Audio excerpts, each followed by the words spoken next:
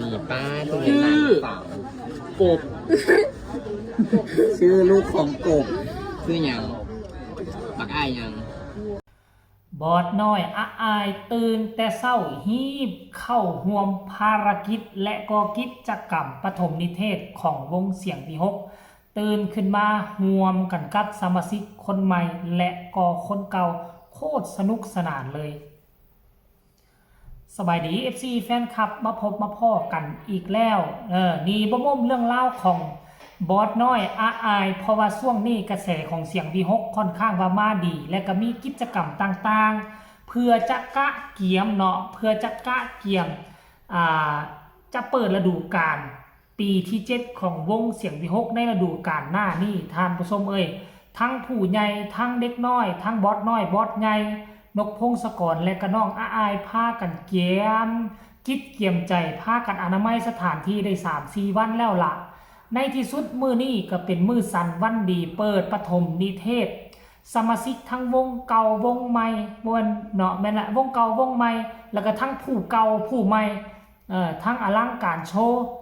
ทั้งเสียงวิหกวง1วง2ร่วมโตกันมื้อเช้านี่บอสน้อยอายกันบ่เฮ็ดให้พ่อแม่ผิดหวังตื่นขึ้นมาแต่เช้าจักล้างหน้าล้างตาแล้วก็บ่เบิ่งสีหน้าท่าทางก็คือว่ายังบ่ทันล้างหน้าล้างตาฮีบแลนมาลงชื่อก่อนทุกคนแลนมาลงชื่อแลนมาเขียนป้ายคงจะมีกิจกรรมอีหยังสนุกสนานเป็นแท้แน่นอนเนาะเช้ามื้อนี้น่ะการปฐมนิเทศนี่ก็มีหลายสิ่งหลายอย่างนะล้มเรื่องกฎระเบียบ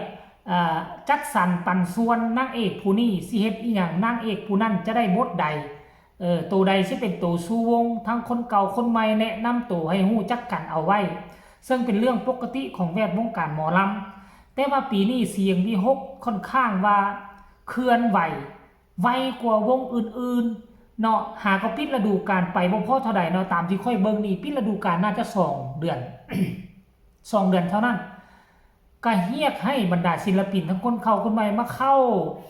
บ้านพักเรียบร้อยแล้วท่านผู้ชมเข้าบ้านพักแล้วปัจจุบันนี้นะกำลังดำเนินกิจกรรมทำพิธีในภาคตอนเช้าและอีกจักหน่อยนึงก็คงจะมีกิจกรรมร่วมกันอายยิ้มแป้นเลยปกติอายมื้อนี้ต้องไปโรงเรียนแต่ว่ามื้อนี้ก็เป็นมื้อพิเศษทั้ง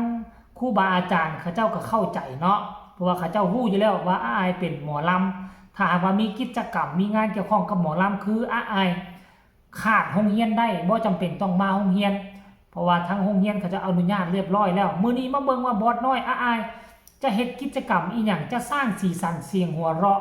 ให้กับแฟนๆให้กับสมาชิกคนใหม่เข้ามาอยู่เสียงวีหกได้หลายน้อยซ้ำใดก็ให้ทุกคน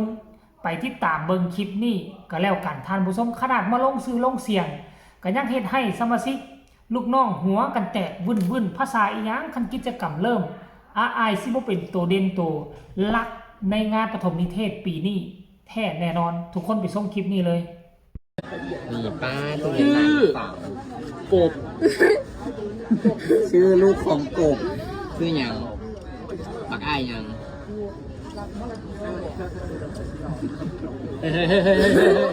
บางคนโจรบางคนโจรชื่อเพดานการใจหัวโปเต้าพี่ชอบ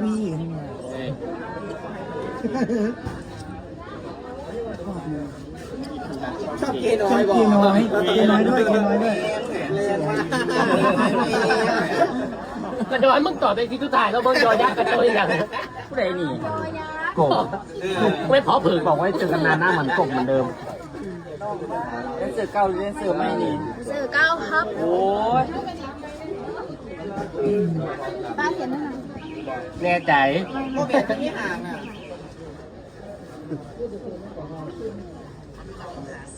รอเรียกเหมือนโมเบียนที่ห่างโลดเวลามึงพูดเลยเกียรรอเกแล้วกับกูอยู่อย่าบูบี้ตัวหนังสือไม่มีหัวโมเบียนแต่ฉันเป็นสอเสือนอนคนหนาไอ้เที่ยงเราไปเก็บ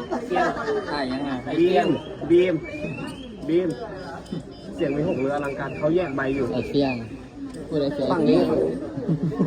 ไอ้เที่ยงอายป้าไอ้เที่ยง ว่าจะไหนพวกคนไปกับแบบ ไอ้เที่ยงอยู่นะ สีกัน ไอ้เที่ยงอ่ะ แก้ที่ขอไปเชียงต้องตัดผมสั้นนี้เตี้ยคนไปมาบอก จะกินเห็ดไปเลย เชียงอยากตัดอยู่แต่ ยิ่งโตหน้ามันยิ่งเหมือนตัดทรงนี้เลยนี่หน้ามันคมกว่าทรงนี้ เบิ่งซื้อหาแนมมัม นำเตฮี ซักกงกูเลยว่ามันนอนอยู่เนี่ย ก็ลุ้นตาย รถติแม่ลูกกันเด้อ อะไรนะสิ เห็นบ่ทุกคนเอ้ยเนาะคือว่ามาไวว่าปกติก็คือว่าบ่มาไวปานนี้เป็นน้ำสมัยก่อนเฮาบ่ได้ติดตามหมอลำแบบจริงๆจังๆบ่สมัยนั้นบ่ได้ติดตามแบบจริงๆจังๆเฮาก็เลยว่าเห็นภาพบรรยากาศว่าโอ้มันมาซ่าโอ้ค่อยว่าอยู่ว่าเป็นหยังมันมืดลืมใต้ไฟทางด้านนี้ลืมใต้ด้านนี้มาใต้ที่ด้านนี้ท่านผู้ชมเอ้ยเอ้ามาเว้าต่อสมัยก่อนแล้วก็ค่อยก็คิดว่าเขาเจ้าพัก 3-4 เดือนซะเนาะแต่ว่ามาเบิ่งตัวจริงแล้วมาติดตามตัวจริงแล้วสัมผัสว่าเขาเจ้าพักแต่เดือนกลัวๆสิเข้า2เดือนเนาะก็แล้วแต่ละวงบ่คือกันบางวงรับงานไว้ก็ต้องได้มาปฐมนิเทศไว้รวมคนฝึกฝนละลอมเนาะมารวมคนปฐมนิเทศแล้วก็ใช้เวลาอีกเกือบเดือนพุ่นไหนส่วนสิได้ออกงานเพราะต้องบ่ได้มาฝึกกันเป็นอาทิตย์ไปเกือบเดือนพุ่นน่ะสัวว่าสิได้น่ะสัวว่าสิถึงทีมันน่ะท่านผู้ชมบ่แม่นว่าสิฮอดเวลาแล้วจ่อๆมาแล้วจึงมาเปิดอาทิตย์นึงบ่ได้เด้เพราะว่าหยังว่าติเพราะว่ามันอันนั้นเด้ท่านผู้ชมเอ้ย เพราะว่ามันมีสมาชิกคนเก่าคนใหม่โดยเฉพาะคือคนใหม่นี่เนาะคนใหม่นี่ก็ต้องจำเป็นจะต้องได้เฮียนฮู้เอาไว้ขั้นกรณีว่าคนใหม่บ่ได้มาเฮียนกับคนเก่าแล้วมันก็สิบ่เข้ากันมันจำเป็นที่สุด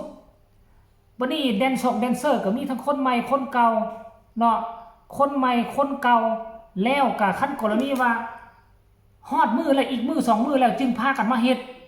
เดี๋ยวมันก็สิฟ้อนบ่ได้ไปกันบ่ได้มันมีความจำเป็นจะต้องได้เฮ็ดตั้งแต่เนิ่นแนวนี้เอาไว้ท่านผู้ชมเอ้ยเพราะฉะนั้นแล้วก็เห็นแบบนี้แล้วก็เฮารู้สึกม่วนไปน้ำเขาถึงแม้ว่าเฮาบ่ได้อยู่ในหน้างานตัวนั้นถึงแม้ว่าเฮาบ่ได้อยู่ในจุดนั้นเนาะเฮาก็ดีใจเห็นอ้ายเคลื่อนไหวแบบนี้เห็นวงก็ขึ้นมาเปิดแล้วเนาะความมวลความซื่นกำลังจะเข้ามาสู่อ้อมอกอ้อมกอดของบรรดาพ่อแม่ทั้งฝั่งลาวฝั่งไทยจะได้เห็นการเคลื่อนไหวของวงเสียงที่6แล้วตอนนี้ไปหน้าเดี๋ยวจะพาทุกคนติดตามอย่างใกล้ชิดกันแล้วกันคันถ้าหากว่ามีข้อมูลข่าวสารตัวใดเพิ่มเติมขึ้นมาใหม่เฮาก็จะได้นำเสนอให้บรรดาแฟนๆทั้ง2ฝากฟังแม่น้ำของได้รับได้ฮู้ทั่วกันทุกทั่วหน้าเนาะสำหรับคลิปนี้ก็ขอคนละ1ไลค์1แชร์เซนเก่าเซนเคยเนาะอย่ากดข้ามโฆษณาเบิ่งเป็นกำลังอกกำลังใจให้กันแน่ที่สำคัญก็ บ่ต้องเขาเอิ้นไว้หยังก่อนที่สำคัญให้กดติดตามให้แน่ทุกคนไผมีคำคิดคำเห็นก็ส่งข่าวมาได้ทางใต้คอมเมนต์สำหรับคลิปนี้ก็ขอลาท่านผู้ชมเพียงส่ำนี้ก่อนสบายดี